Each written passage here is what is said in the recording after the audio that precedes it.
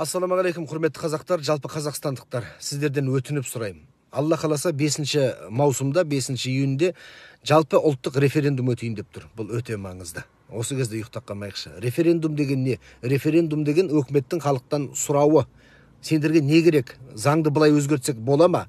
Или қалай өзгертейік деп халықтан сұрайды. Референдум деген сол. Осы кезде біз қазақша ойлайтын, қазақша жүрегі соғатын, миы қазақ деп өмір сүретін қауым ұйықтап қалсақ, мына орысша ойлайтын, жүрегі орыс деп соғатын қауым өзінің дегенін өткізіп жіберсе, кетті. Оған өкімет те кінәлі емес, халық та кінәлі емес.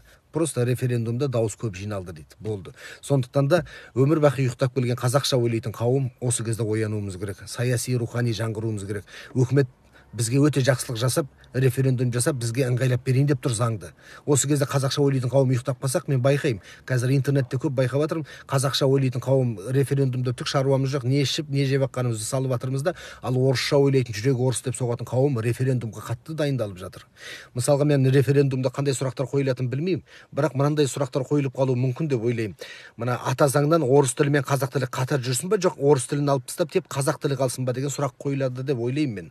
Осы кезде қазақша ойлайтын қауым ұйықтап қалсақ, орысша ойлайтын, жүрегі орыс деп соғатын қауым екі тіл қатар жүрсін деп дауыс беріп жіберсе, солай кетеді. Оған өкімет кінәлі емес. Артынан біз сол қазақша ойлайтын қауым баяғыдай артынан байбалам саламыз. Неге екі тіл қатарынан кетті деп? Өйткені біз ұйықтап қалдық, қазақша ойлайтын қауым. Біз референдумға қатыспадық. Ләж жоқ, өкімет дауыс қалай жиналды, солай қабылдап жібереді. Сондықтан да айналайын, құрметті қазағым, оянайық. Мәдениетті түрде көзіміз ашық, көкірегі ояу адам болып барып, тәртіпті, заңды бұзбай барып, адам құса бір референдумға қатысайықшы. Егер білмесеңіздер қалай қатысу керек екен, арнайы мекемелер бар, сол жерден барып сұраңыздар, референдумға мен қатысуым керек, қалай қатысам деп. Интернетте ақтарып көріңіздер.